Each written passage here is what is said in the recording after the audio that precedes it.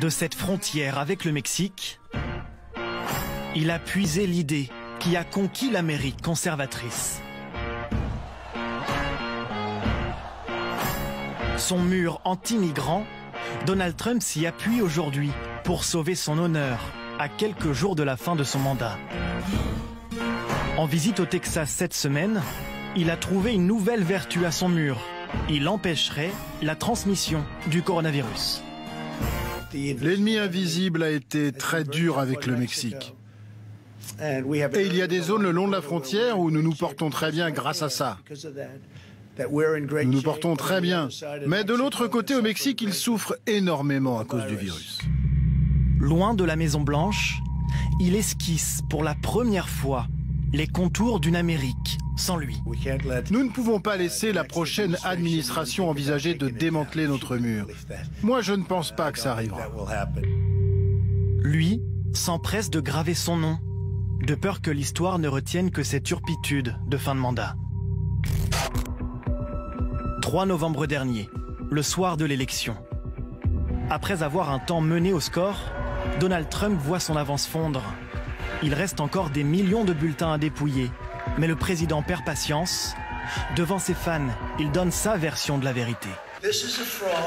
C'est une fraude envers le public américain. C'est une honte pour notre pays.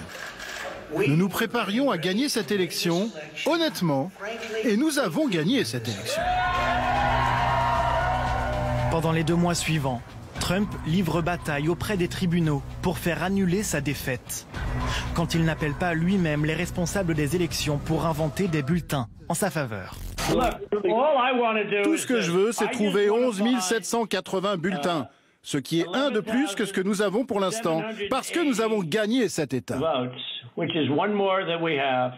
Monsieur le Président, le défi auquel vous faites face, c'est que les données que vous avez sont fausses. Au gré des revers juridiques, le président en appelle à sa base militante, totalement convaincue, comme lui, que l'élection lui a été volée. Mercredi 6 janvier, rendez-vous leur a été donné par le président lui-même devant la Maison-Blanche, alors que le Congrès doit certifier l'élection de Joe Biden, à quelques centaines de mètres de là. Sous une tente du jardin de la Maison-Blanche, l'ambiance est à la fête, devant les images en direct de la foule venue écouter son président. Nous n'abandonnerons jamais, nous ne céderons jamais. Cela n'arrivera pas, on ne concède pas quand il y a eu vol. On va y aller et je serai là avec vous, on va marcher sur le Capitole.